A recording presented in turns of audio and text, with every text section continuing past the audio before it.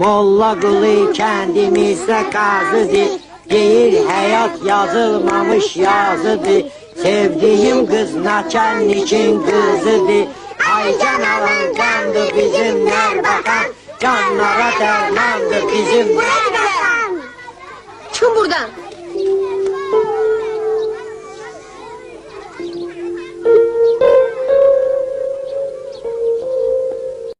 Sizdən isə hörmətli tırtır rekordçusu, xahiş olunur ki, uşaqları başınıza yığmayasınız. Sizin bu yüksək ruhlu folklorunuz onların yaş xüsusiyyətinə uyğun gəlmir. Mənim adımı da meyxanaya salıb dillər əzbəri eləmə. Bəyəm naçarnik qızı bircə sənsən. Stadionun da naçarniki var, bazarın da naçarniki var. Klubun da. Mənə elə baxma. Yuxularına da fikir ver.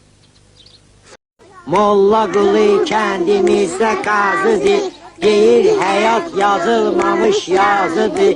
Sevdiyim qız naçənnikin qızıdır.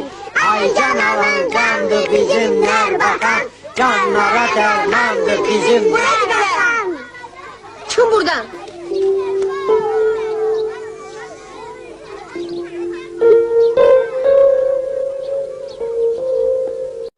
Sizdən isə hörmətli tırtır rekordçusu, xahiş olunur ki, uşaqları başınıza yığmayasınız. Sizin bu yüksək ruhlu folklorunuz onların yaş xüsusiyyətinə uyğun gəlmir. Mənim adımı da meyxanaya salıb dillər əzbəri eləmə.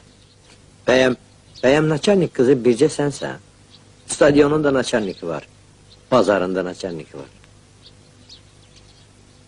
Klubun da.